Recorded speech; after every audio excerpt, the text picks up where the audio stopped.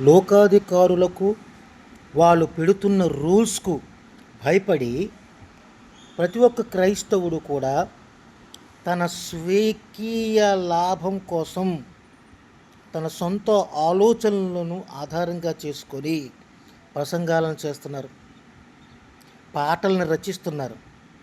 ప్రతి దానిలో కూడా తన సొంత స్వార్థం కనిపిస్తుందో తప్పించి క్రీస్తు యేసు మనకి బోధించిన బోధనలు ఎక్కడ కనిపించడం లేదు.